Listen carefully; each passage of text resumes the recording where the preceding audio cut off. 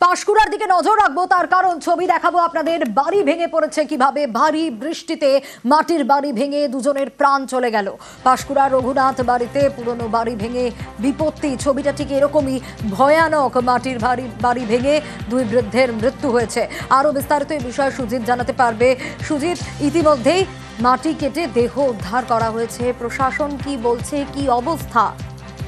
দেখো, টানা বৃষ্টির কারণে এই মাটির বাড়ি ভেঙে পড়েছে এবং সেই মাটির বাড়ি ভেঙে পড়ার ঘটনায় দুই বৃদ্ধার মৃত্যু হয়েছে। মৃতদেহ একজনের উদ্ধার করা গেছে, এখনো অন্যজনের উদ্ধারের চেষ্টা চলছে। এবং এই যে ঘটনা, সেটা কিন্তু টানা বৃষ্টির কারণে, মাটির বাড়ির কারণে এই ঘটনা ঘটেছে। এবং রীতিমতো বলা যায় যে শোকের ছায়া। এবং রঘুনাথ বাড়ি এলাকার পূর্ব সিকুদিয়া গ্রামের ঘটনা। তালা মাটির বাড়ি হঠাৎই ভেঙে পড়ে। বাড়ির ভেতরেই ছিলেন ওই দুই বৃদ্ধা।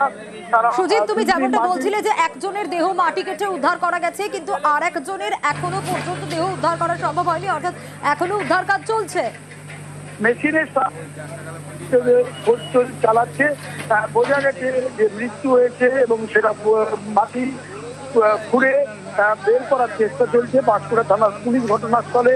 এবং এরকম এক দিনে, রথযাত্রার দিনে, বৃষ্টিটা পাঁশকুড়া এবং সমুদ্র এলাকায় ব্যাপক হয়েছে এবং সেই বৃষ্টিতেই এই ঘটনা বলে।